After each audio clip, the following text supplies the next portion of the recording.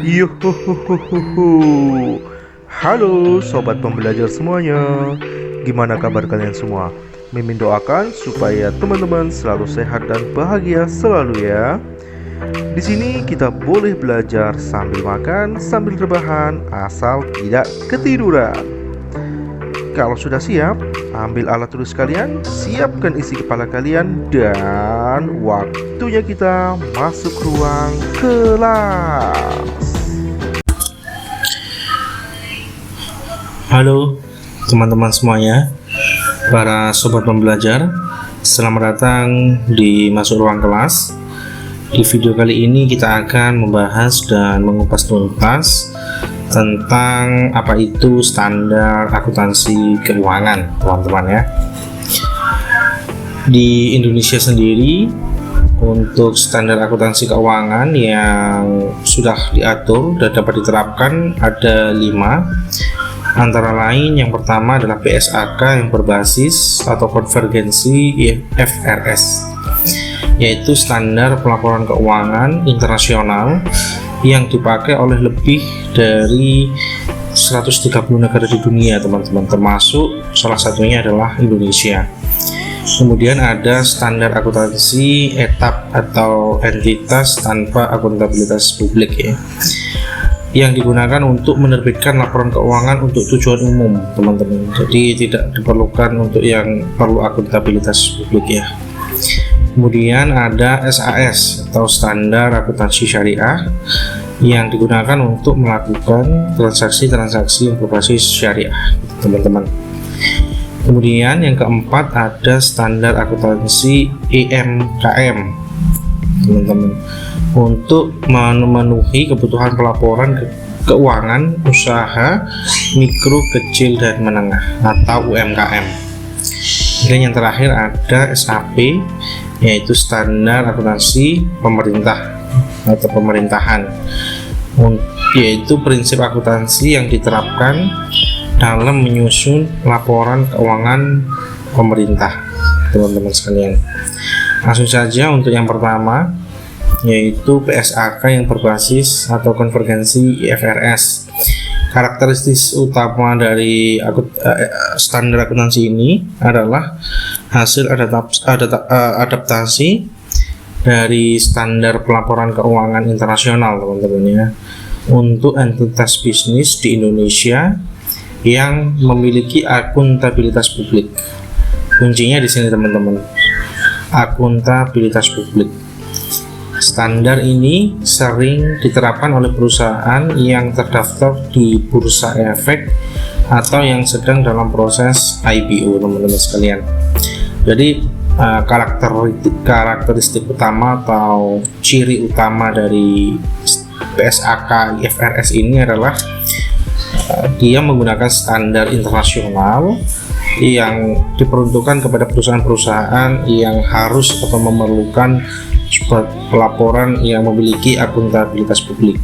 Biasanya perusahaan terbuka, teman-teman, TPK misalnya, yang terdaftar di Bursa Efek. Teman-teman bisa lihat laporan keuangannya di IDX kalau teman-teman ada waktu gitu ya. Manfaatnya apa? Keberadaan PSAK IFRS ini mendukung perusahaan dalam menyajikan laporan keuangan yang sesuai dengan standar global atau standar dunia, teman-teman ya.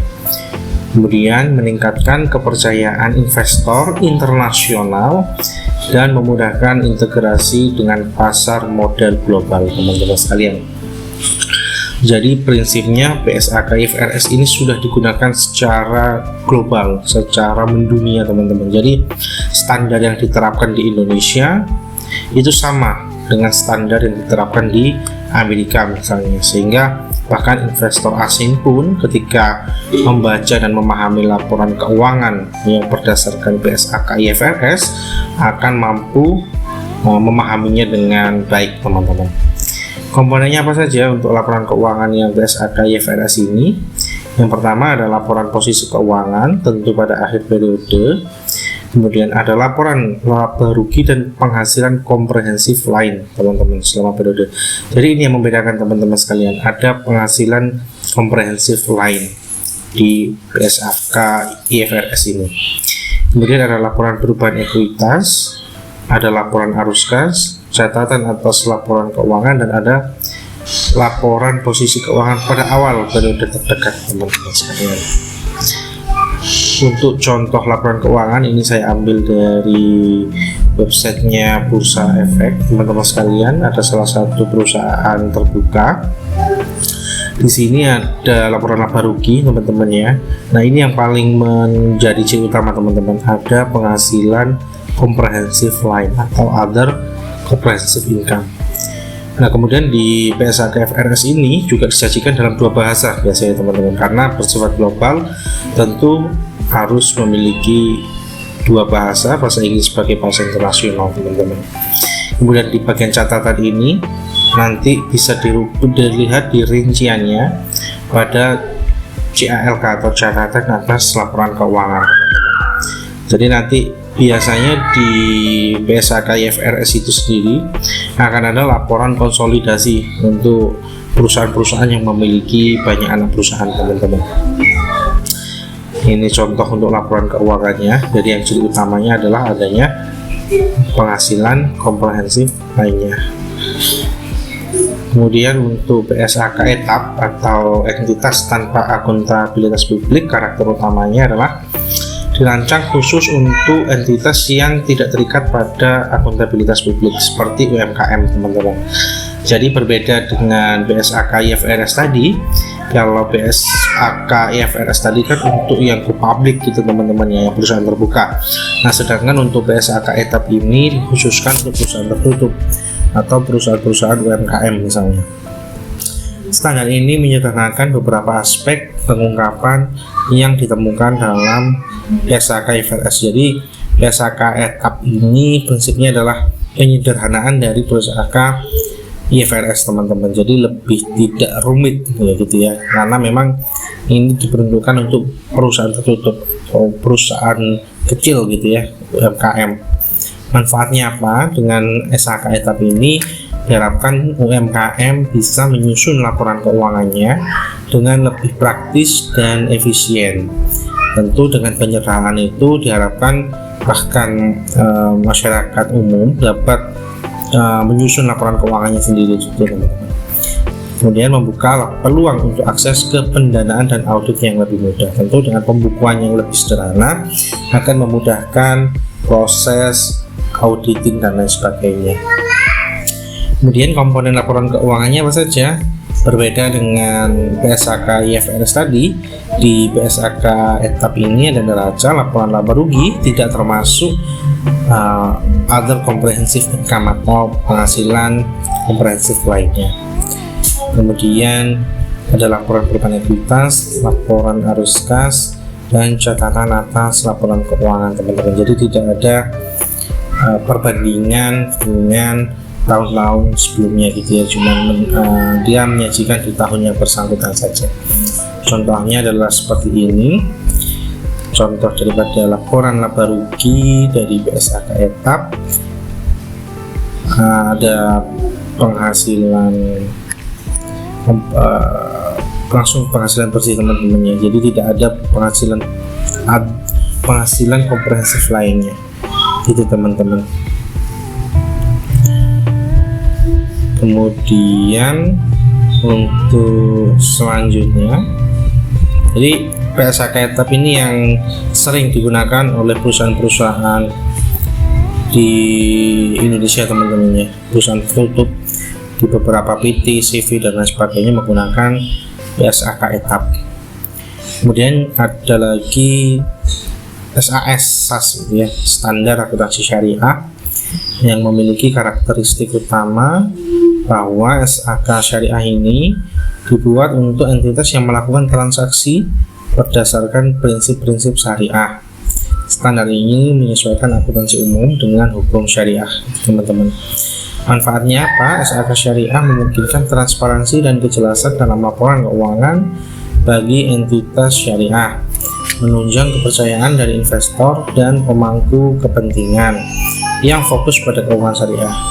Jadi memang standar akuntansi syariah ini prinsipnya itu seperti akuntansi umum, cuman memang ada penyesuaian-penyesuaian dengan hukum-hukum syariah, hukum-hukum yang berbasis syariah. Sehingga komponen laporan keuangannya juga ada beberapa penambahan gitu teman-teman. Yang pertama ada neraca, laporan laba rugi, laporan perubahan ekuitas, arus kas, CLK, ini seperti akuntansi umum pada umumnya. Kemudian ada tambahan lagi teman-teman, laporan sumber dan penggunaan dana zakat, laporan sumber dan penggunaan dana kebajikan, ada ringkasan transaksi keuangan berdasarkan prinsip syariah. Untuk contoh laporan keuangan syariah ini saya ambil di bagian laporan laba rugi dan pendapatan kompresif lain teman-teman.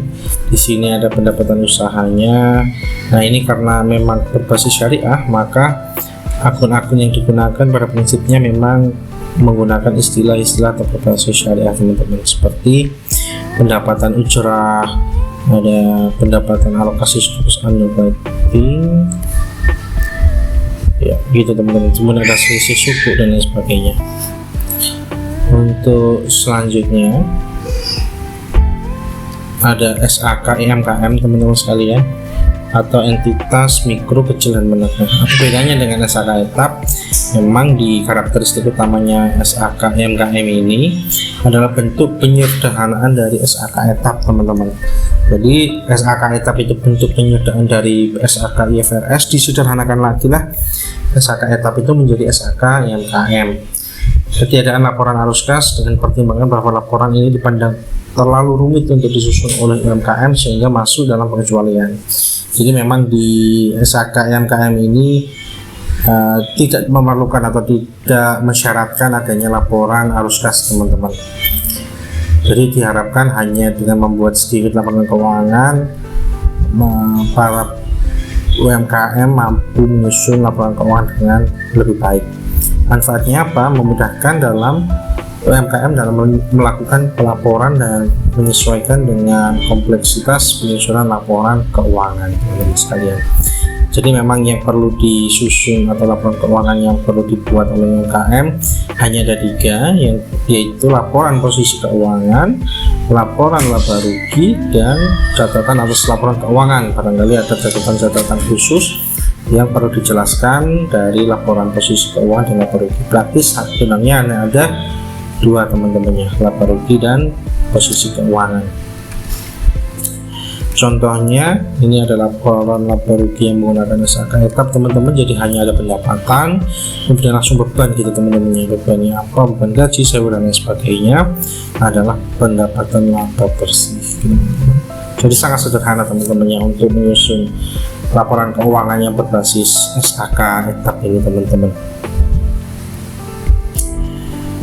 Kemudian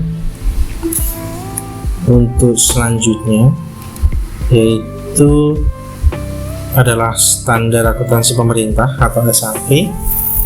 Karakteristik utamanya, SAP ini diterapkan dalam laporan keuangan pemerintah pusat dan daerah teman-teman ya. SAP menyediakan kerangka kerja bagi entitas pemerintah dalam melaporkan keuangan mereka. Jadi memang SAP ini digunakan khusus untuk pemerintah pusat atau pemerintah daerah dalam melaporkan penggunaan anggarannya mereka teman-teman. Jadi tidak digunakan untuk masyarakat umum gitu ya. Manfaatnya apa? Implementasi SAP ini meningkatkan kejelasan dan transparansi pengelolaan keuangan negara, mendukung prinsip akuntabilitas dan good governance atau pemerintahan yang baik gitu ya. Jadi memang untuk dalam rangka transparansi laporan keuangan, oleh karena itu pemerintah menyusun standar akuntansinya sendiri, standar pelaporannya sendiri, sehingga masyarakat pun dapat melihat bagaimana dana itu dapat dikelola dengan baik itu teman-teman ya.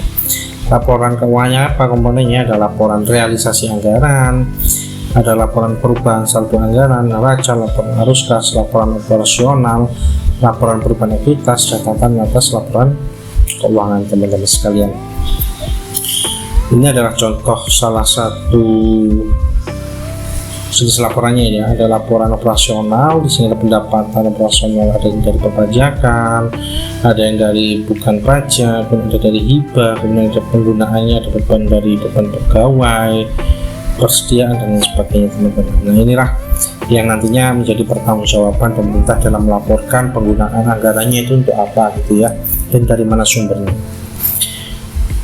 Baik teman-teman sekalian, barangkali itu pembahasan terkait standar akuntansi keuangan. Semoga video ini dapat bermanfaat bagi teman-teman sekalian. Untuk video selanjutnya kita akan membahas dan mengupas tuntas mengenai apa itu konsep dasar dan prinsip-prinsip akuntansi teman-teman ya. Jadi silahkan teman-teman pelajari dengan baik, semoga bermanfaat. Terima kasih sobat pembelajar telah menonton video dari kami. Kalau sobat pembelajar tertarik dan penasaran dengan video lainnya dari kami, silakan sobat pembelajar like, subscribe, dan tentunya tekan tombol loncengnya agar sobat pembelajar selalu mendapat update-update video dari kami. Kalau sobat pembelajar merasa video ini bermanfaat, silahkan di-share ke teman-teman sobat pembelajar ya. Dan kalau sobat pembelajar ingin mengajukan saran, masukan, dan pertanyaan, silahkan ditulis di kolom komentar di bawah ya. Kalau sudah, saatnya kita keluar ruang kelas. Bye-bye.